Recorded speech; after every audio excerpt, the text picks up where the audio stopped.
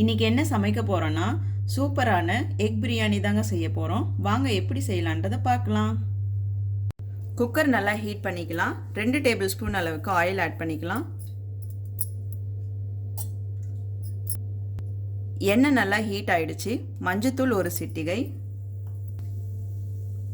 உப்பு 1/4 table spoon, மிளகுத்தூள் 1/4 table spoon, மிளகாத்தூள் 1/4 டேபிள் ஸ்பூன்,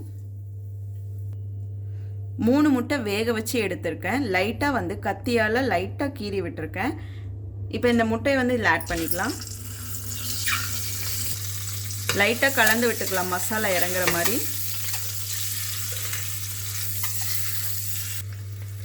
இப்போ 2 நிமிஷம் நல்லா ஃப்ரை ஆகிடுச்சு. இதை வேறு பேனில் மாற்றிக்கலாம். இப்போ அதே குக்கரில் அதே மசாலா எல்லாமே இருக்குது. நம்ம அதிலே குக் பண்ண ஸ்டார்ட் பண்ணிக்கலாம். 1 டேபிள் ஸ்பூன் அளவுக்கு ஆயில் ஆட் பண்ணிக்கிறேன். மறுபடி பட்டை ஒரு துண்டு, சோம்பு 1 டேபிள் ஸ்பூன், பாசி கொஞ்சமாக எடுத்திருக்கேன், லவங்கப்பூ 4, அன்னாச்சிப்பூ 1, ஏலக்காய் கொஞ்சம், இது எல்லாமே ஆட் பண்ணிக்கலாம். 3 பச்சை மிளகாய் நீட்டாக அரிஞ்சு வச்சுருக்கேன், இதையும் ஆட் பண்ணிக்கலாம். நல்லா கலந்து விட்டுக்கலாம். ஒரு மீடியம் சைஸ் வெங்காயம் நீட்டு வாக்கில் அரிஞ்சிருக்கேன், இதையும் ஆட் பண்ணிக்கலாம்.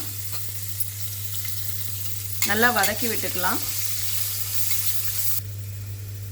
இப்போ 1 டேபிள் ஸ்பூன் அளவுக்கு இஞ்சி பூண்டு பேஸ்ட்டு ஆட் பண்ணிக்கலாம். நல்லா வதக்கி விட்டுக்கலாம், பச்சை வாசனை எல்லாம் போகிற அளவுக்கு. இப்போ இஞ்சி பூண்டு வாசனை எல்லாம் போயிடுச்சு. 2 மீடியம் சைஸ் தக்காளி எடுத்து ஃபைன் பேஸ்ட்டாக அரைச்சி எடுத்திருக்கேன், இதையும் ஆட் பண்ணிக்கலாம். நல்லா வதக்கி விட்டுக்கலாம். கொத்தமல்லியும் புதினாவும் 1 கைப்பிடி அளவுக்கு பொடிசாக நறுக்கியிருக்கேன், இதையும் ஆட் பண்ணிக்கலாம். நல்லா வதக்கி விட்டுக்கலாம். 1 ஸ்பூன் மிளகாத்தூள், 1 ஸ்பூன் தனியாத்தூள் வதக்கி விட்டுக்கலாம். உப்பு தேவையான அளவு ஆட் பண்ணிக்கலாம். நல்லா வதக்கி விட்டுக்கலாம். 1 டேபிள் ஸ்பூன் அளவுக்கு தயிர் ஆட் பண்ணிக்கலாம். நல்லா கலந்து விட்டுக்கலாம். லெமன் 2 டிராப்ஸ் விட்டுக்கலாம். நான் 1 கிளாஸ் அளவுக்கு அரிசி எடுத்திருக்கேன், அதனால 2 மடங்கு தண்ணி வைக்கிறேன், பாஸ்மதி அரிசின்றதுனால.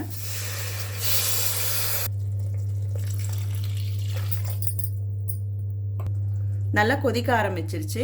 இப்போ வடிகட்டி வச்சிருக்க அரிசி போட்டுடலாம். இதில்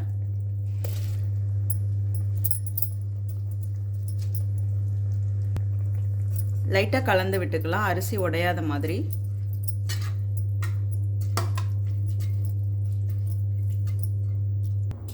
இப்போ லைட்டாக கொதிக்க ஆரம்பிச்சிருச்சு.